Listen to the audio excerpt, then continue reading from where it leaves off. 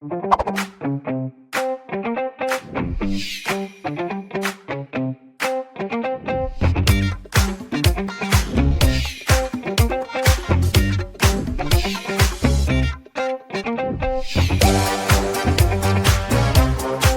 government has multiple goals, and it also has different instruments it uses to achieve these goals.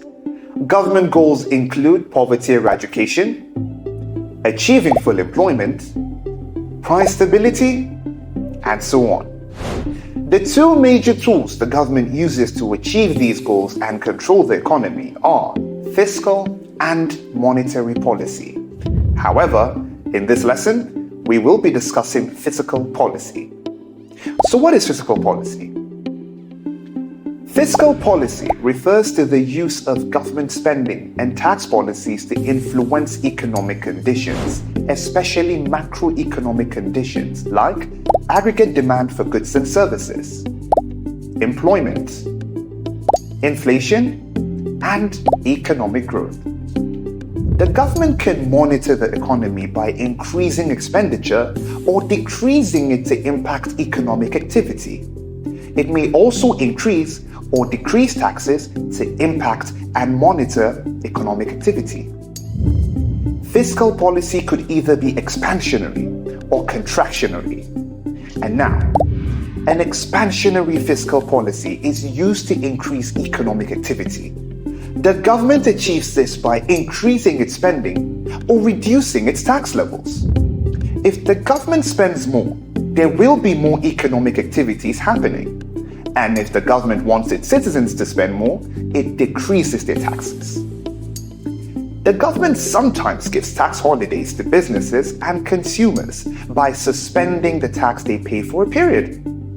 Now, contractionary policies, on the other hand, are used to decrease economic activity. The government can achieve this by either decreasing government spending or increasing its citizens' taxes. So what do fiscal policies seek to achieve? The government can use fiscal policies to reduce unemployment in an economy by increasing its spending on employment-generating ventures like building new infrastructures like hospitals, so they can hire more doctors, schools, so they can hire more teachers, and so on.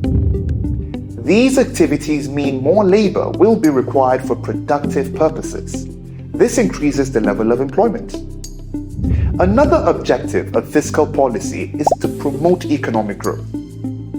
The government does this by setting up industries like steel or chemical industries. It also provides infrastructure like health facilities, roads, and education that foster economic growth. However, setting up industries and infrastructure is expensive and requires substantial amount of money to execute. The financial burden falls on the government to handle. One of the other fiscal policy objectives is to reduce income and wealth inequalities. The government does this by heavily taxing the rich and spending more on the poor's welfare in society. It also provides job opportunities for the poor to help them increase their earnings.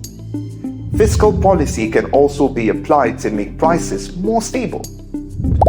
Price stability is a condition in which there are no major changes in the prices of general consumer goods. It implies avoiding inflation and deflation. The government ensures the stability of prices of essential goods and services by regulating their supply. It can do this by subsidizing the price of certain commodities such as cooking gas, petrol, etc., to reduce the burden on its citizens. Finally, fiscal policy can be used to control inflation. The government uses fiscal instruments to control inflation in the country. For instance, the government may increase personal income taxes to reduce the money in circulation in the economy. Now, my friend, that's all for this lesson. Let's quickly summarize to ensure you remember everything about fiscal policy. Fiscal policy refers to using government spending and tax policies to influence economic conditions. There are two types of fiscal policy: expansionary and contractionary fiscal policy. Fiscal policy objectives include reduction of unemployment, promotion of economic growth, reduction of income inequality, ensuring price stability, and controlling inflation. Bye, my friends. I'll see you in the next lesson.